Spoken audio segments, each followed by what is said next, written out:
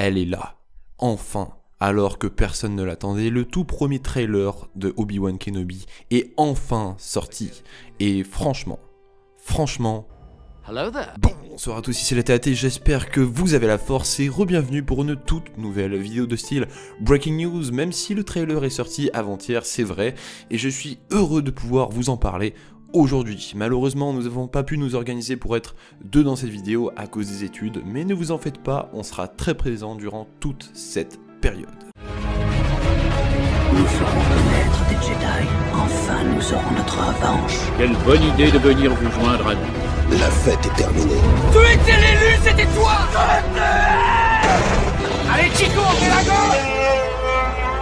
Il faut bien que je vous sente ici. Je ne te décevrai pas. Non. Laissez pas. Fais-le. Ou ne le fais pas. Et il n'y a pas de... C'est un piège.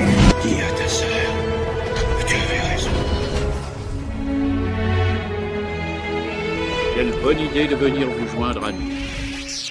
Alors que nous apportent ces images de la série, eh bien pour commencer, il y a une chose qui m'est venue à l'esprit tout d'un coup, la hype. Je pense que ce trailer nous a tous percuté, que ce soit la musique, ou bien alors l'apparition des Inquisiteurs, le fait de voir Luke tout petit, ou encore la citadelle des Inquisiteurs de Jedi Fallen Order.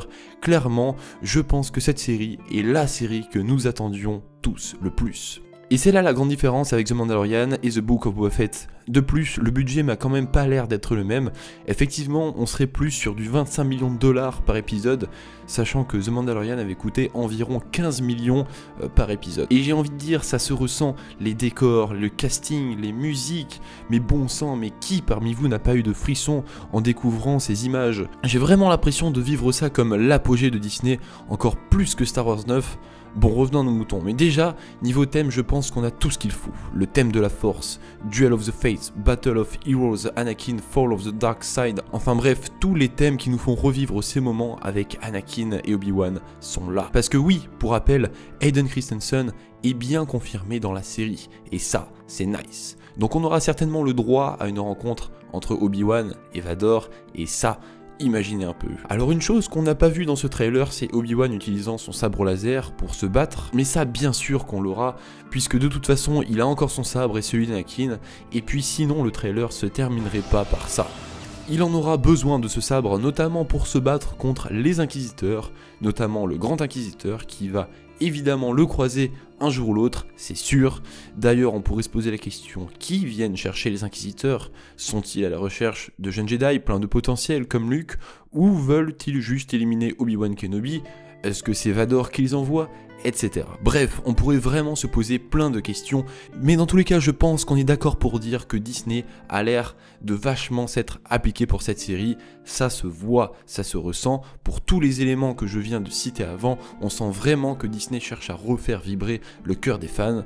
Je le redirai jamais assez, mais ça se voit que Disney a enfin compris qu'il faut développer ce qu'on connaît déjà de Star Wars, faire des séries sur des Mandaloriens, la guerre des clones, ou sur des personnages emblématiques de toute la saga.